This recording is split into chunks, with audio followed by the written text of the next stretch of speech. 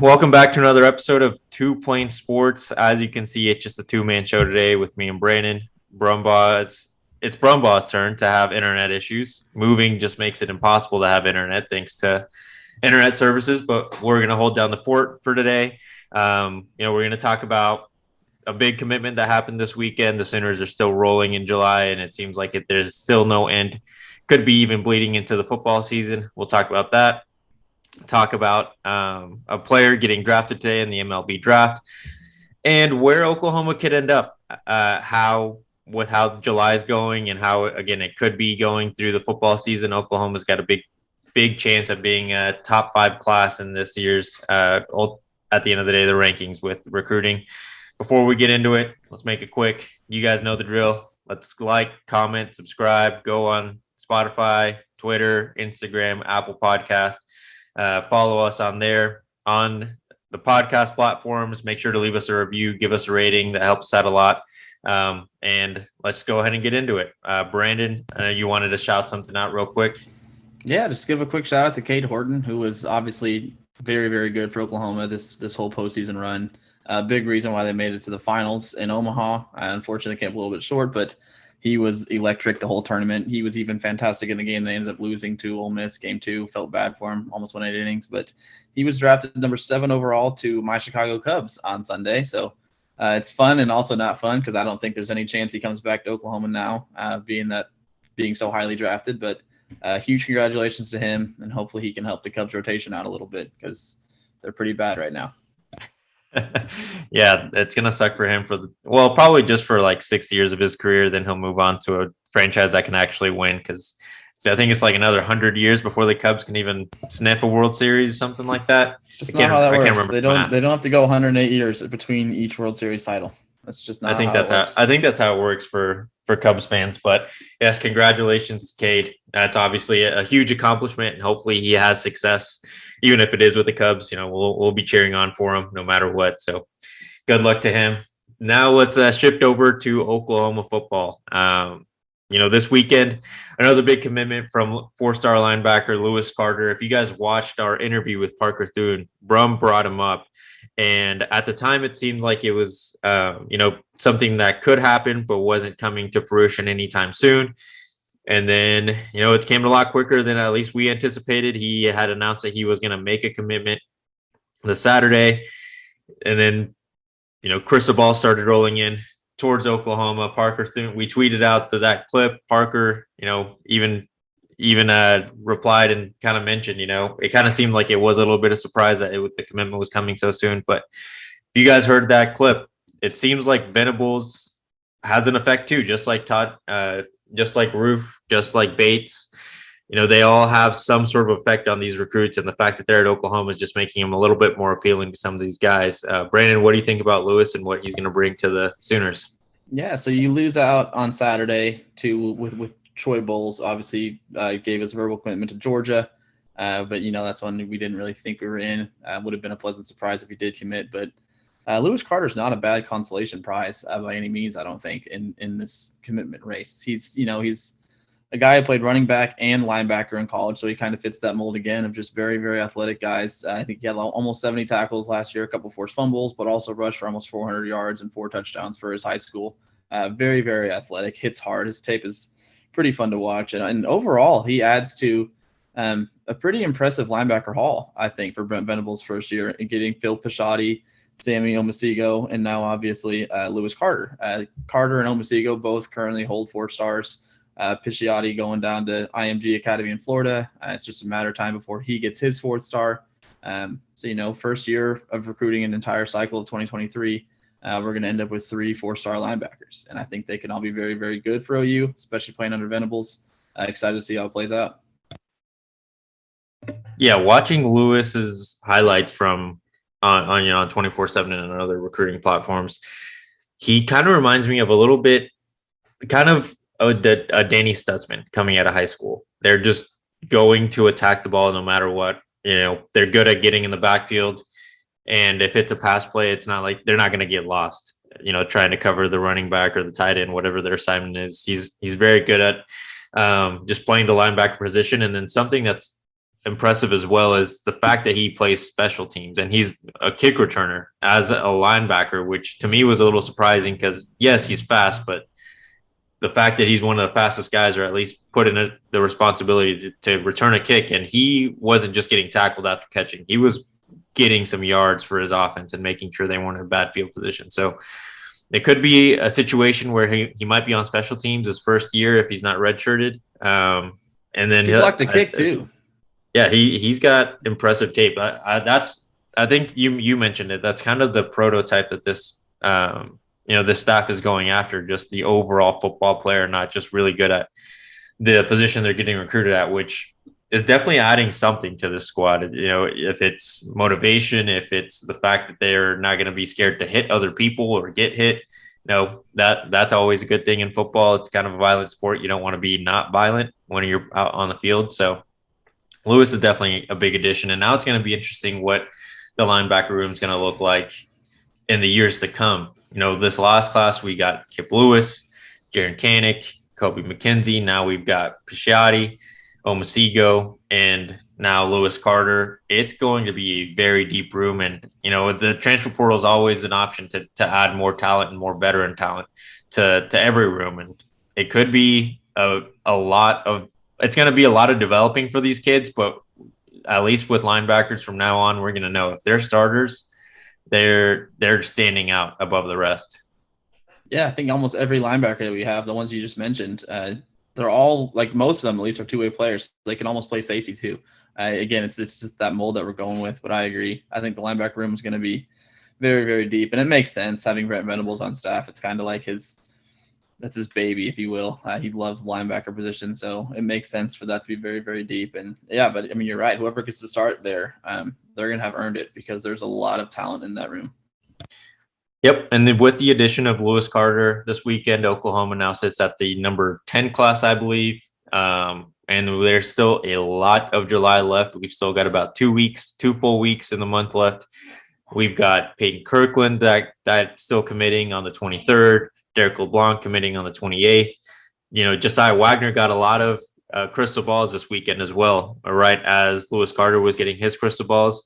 He doesn't have a date yet for his commitment, but that wouldn't be surprising if it's coming soon either. And there's still plenty of other players. Jacoby Johnson's a guy that we kind of talked about before we started recording. This class is starting to take off. And I know for the people I've been watching for a while, I don't think I was ever saying that we were going to be bad, but I wasn't happy with how slow it was going. But obviously July, it is taking off. I think Oklahoma is probably the hottest team. There's maybe you can make an argument for like a Miami being equally as hot on the recruiting trail for Oklahoma, but it doesn't seem like Oklahoma's stopping anytime soon. No, yeah, there's a couple hot teams, but Josiah Wagner's an interesting one because the crystal balls are coming in. But if you guys watched our interview with Heath Ozida, that's a guy that he's singled out, being in that Washington State area as is one of the guys he's targeting, trying to bring to Oklahoma. And now all of a sudden the crystal balls come in. His dad commenting on a video. It's kind of neat. Be cool to see Josiah Wagner. There's no commitment date yet, but it's one to keep an eye on for sure. Same with Jacoby Johnson. There's no date yet, but again, I think Oklahoma sits in a very, very good spot with him. So as we were talking off camera, I went ahead and punched in the little recruiting calculator thing that 24/7 has. A pretty neat feature. So right now, I think Oklahoma has about 241 points, recruiting points, I guess is how they do it, and that put us at the number 10 class. But if you add the Jacoby Johnson, Peyton Kirkland, Derek LeBlanc, and Josiah Wagner is what I did. And the only one there that I'm not feeling very good about, it's iffy, is Peyton Kirkland. But let's say all four commit to Oklahoma. That climbed us to 261 recruiting points. And at the moment, that would leapfrog Penn State for the number 3 spot. And granted, Penn State, Clemson, and Texas, who was 3, 4, 5 in that order, they're separated. 3 to 5 is separated by 0.8 of a point or something. It's ridiculously close. And they're obviously going to get some more commitments as the summer plays out before, official signing day. But realistically, what we were talking about, like with that class, you can expect a 5 to 7 range. I think you said it before we started recording, 5 being the best, and I kind of agree with that number. A guy that I forgot to add to that calculator because I can't ever say his name correctly is the D end out of Utah that Parker Thune mentioned that Brent Venables is Yeah. kind of narrowed in on like individually. And that's another 4-star top 60 player in the country. So I imagine, I think it was 261 with all 4 I mentioned there.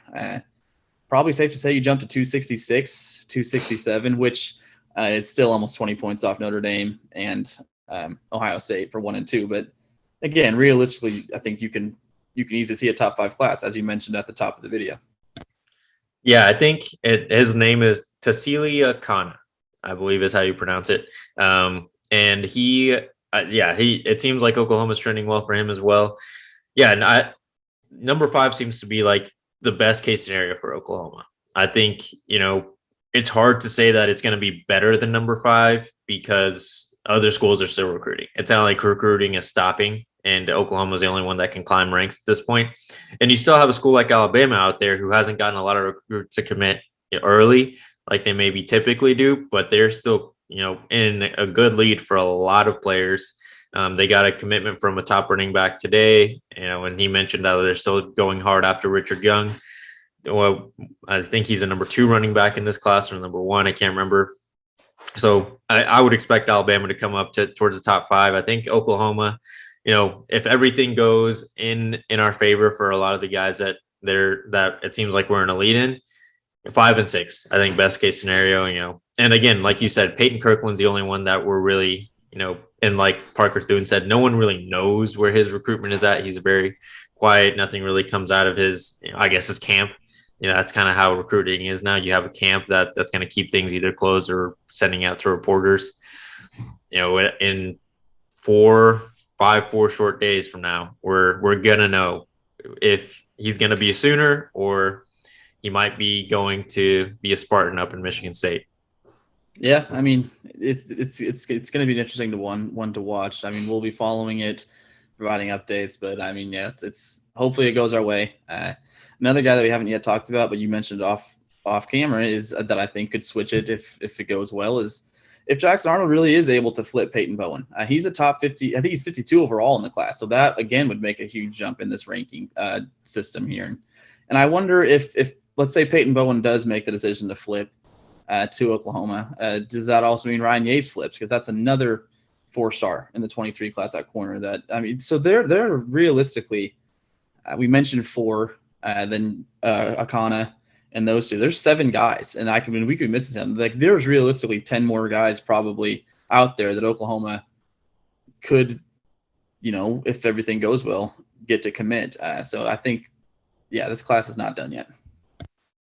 Yeah, it's definitely nowhere near done. So as it sits right now, we have 16 commits in this 23 class. So getting another 7, I think, is a fair expectation, being somewhere in that, close to that 25 number, and how many kids we're going to bring in the 23 class. And I mean, if Bowen does flip, and it doesn't seem like it's coming anytime soon, because I believe it was drummed or reported early, either today or sometime earlier in the weekend, he mentioned that Peyton Bowen is expected to set up some visits for the fall sometime by the end of July.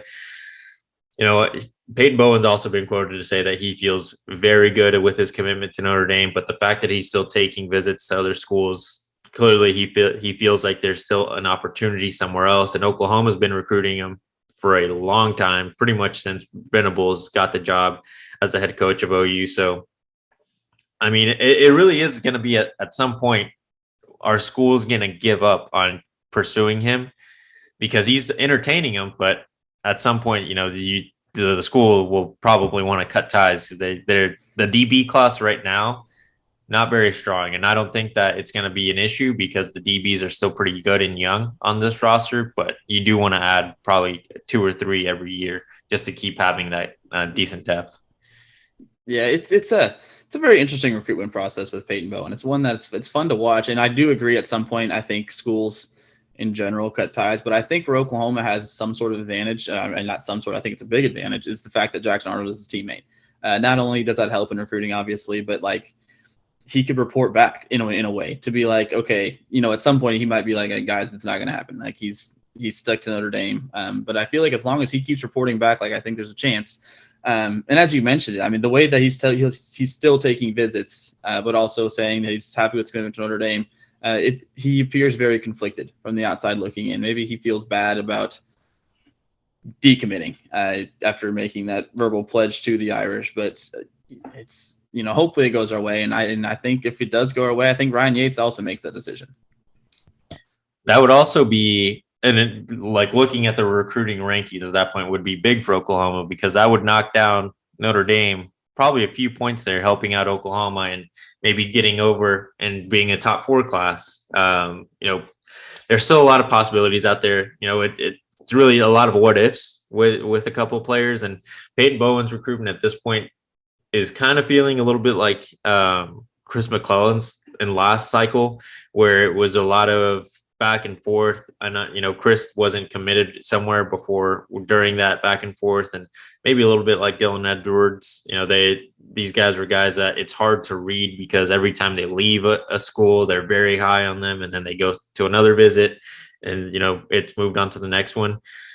They're, like I said, it's gonna be a long process for a couple of these guys, but that's why there's an early national signing day and then national signing day in February. So my guess is that Oklahoma probably gets like 18 guys to sign that letter of intent in December. And I would assume it's going to be a lot of the guys that are committed at this moment, and a couple additions that I think we feel very confident on that we'll get by the end of July.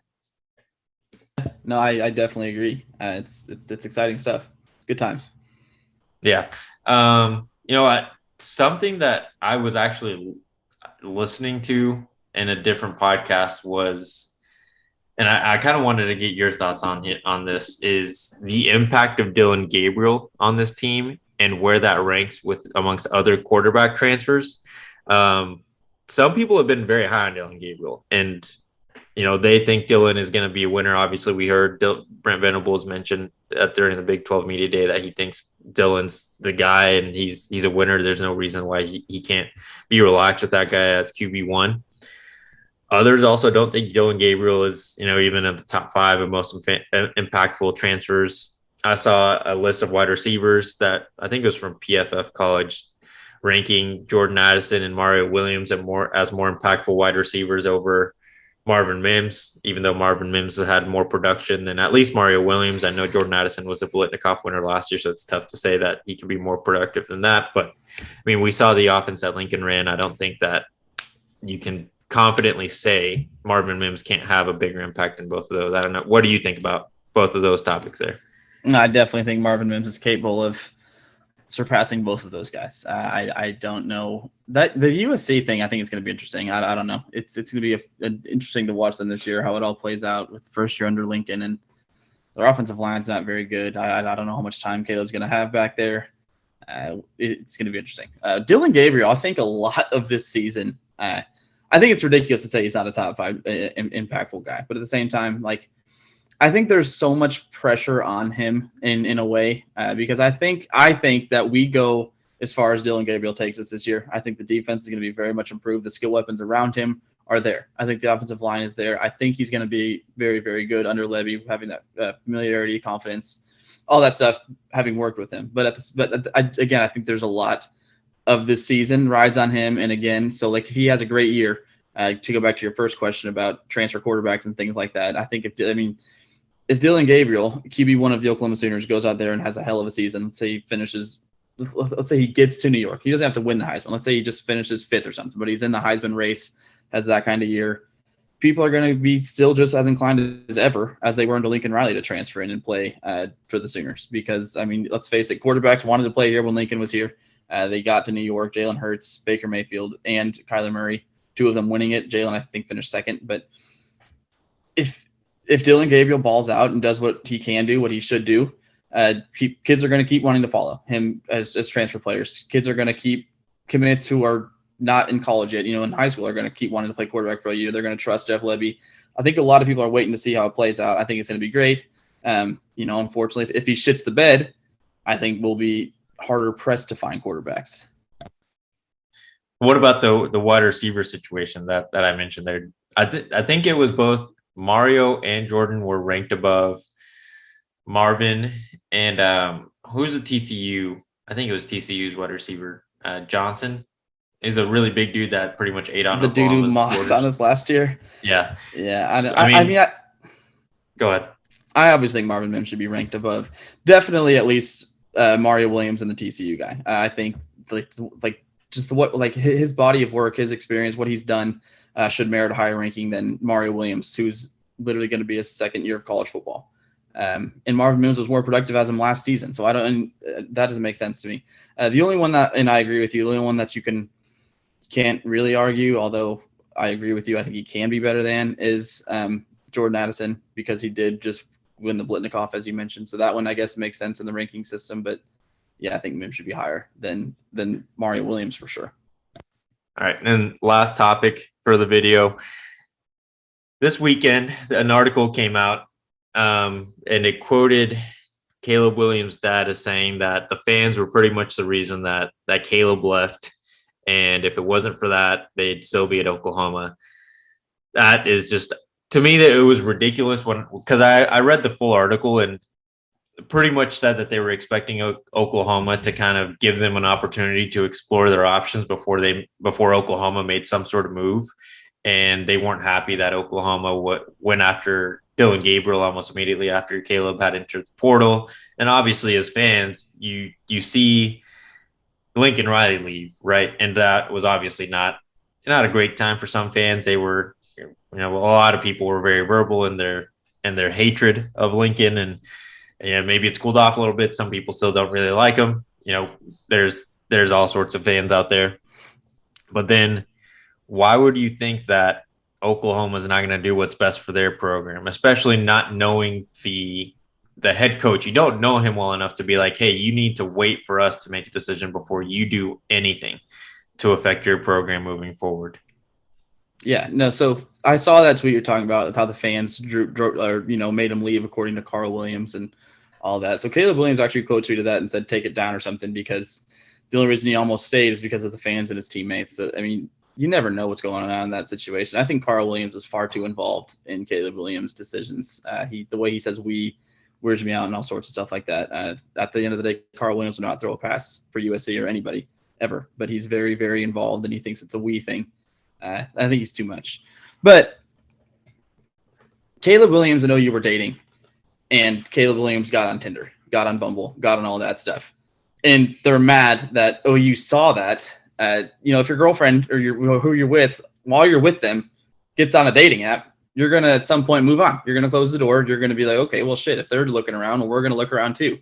And they're mad that OU was able to land a very, very serviceable guy in Dillon Gabriel, a guy that can probably have better numbers than Caleb Williams will this season. I'll bet on that if we want to on this show. I think his comfortable or his familiarity with Levy playing in the system, I think he's going to be better than Caleb Williams is this year. But yeah, it's comical to me that they're mad that OU moved on. I don't like you mentioned, like, I don't know what they expected us to do. Sit there and wait on him hand and foot until he makes his decision, not look around at all. What if we do that and Dillon Gabriel ends up sticking at UCLA? Like, it was close to the time where he would have been locked in, solidified at UCLA. Like, we didn't have time to sit here and play his games because, I mean, he could have screwed us if he decided ultimately to go to USC, which I think was going to happen anyway. I think I said that as soon as Lincoln Riley left, and it was before it was even a thing. I said Caleb Williams is going to go to USC too. And you guys said I was crazy or whatever, but it happened that way. I think he was going to USC no matter what, and they're mad that OU saw him on Tinder and decided to move on and get a pretty damn good guy to replace him. Yeah, I agree. And it really doesn't make any sense, because the fact that they're saying that Oklahoma was the front runner to keep Caleb Williams once he entered the transfer portal, that doesn't make sense. If Oklahoma was the place that was the leader for him to be the quarterback at, then why would he enter the portal at all, especially before even actually knowing the coaches? If it was about development, like they've been saying, and about who's going to help him get to the league, it's not like Jeff Lebby is a terrible offensive coordinator. He's actually one of the best offensive coordinators, and that's without being in any bias. Statistically, he is one of the best offensive coordinators in the country. Now, I understand that they had a relationship with Lincoln. That's probably who they felt a little bit more comfortable with, but they've also been quoted as saying that they were caught off guard by that move, and that they weren't very happy with it initially, but obviously they just sucked it up and moved over there. It's definitely the financial stuff definitely helped make that decision for them, but Oklahoma wasn't going to sit around and wait to, like you said, ultimately get screwed because like Dillon Gabriel was at UCLA. It was going to be UCLA for him. And then the fact that Caleb entered the transfer portal within, I think it was a couple days, Dillon Gabriel switched over his commitment to Oklahoma.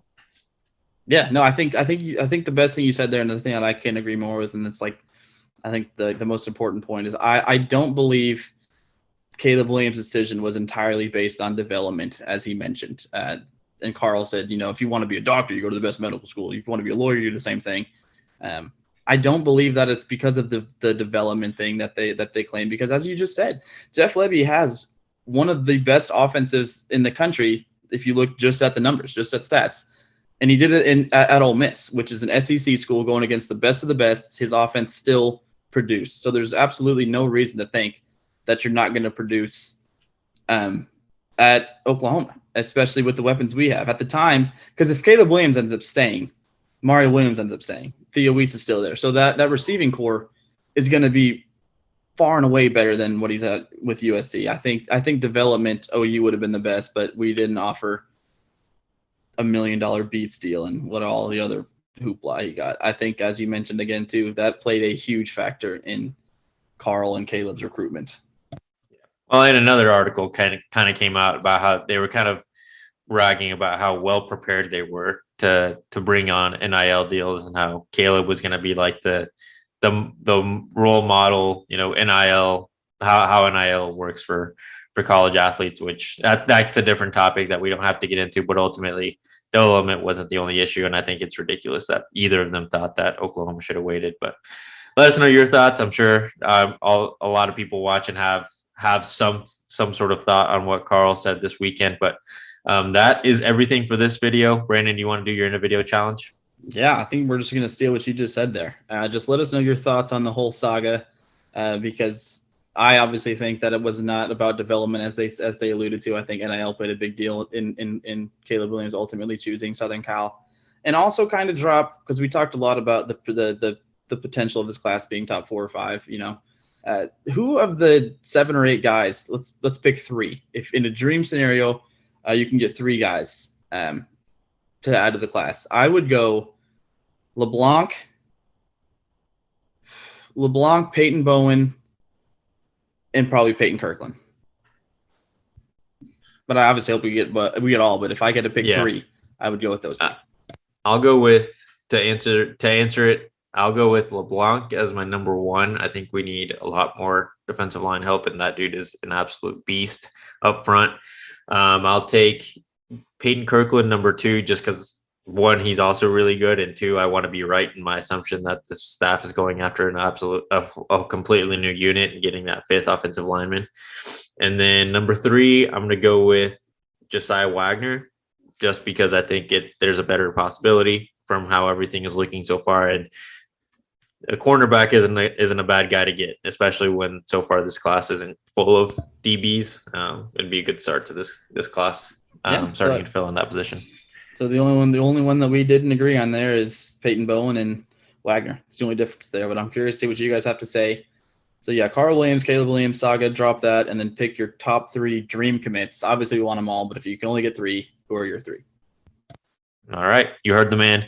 Make sure to drop that comment down below. Like the video if you haven't already. Hit the subscribe button if you've made it this far. Clearly you like it enough that you're watching more of the video than a lot of people. So hit the subscribe button. If you're on audio, make sure that you are leaving a rating, leaving a review on Apple Podcasts and Spotify. Subscribe on both platforms, and make sure you're following us on social media, Twitter and Instagram. Everything is linked down below at 2Plane Sports. Thank you guys for watching. We'll see you next time.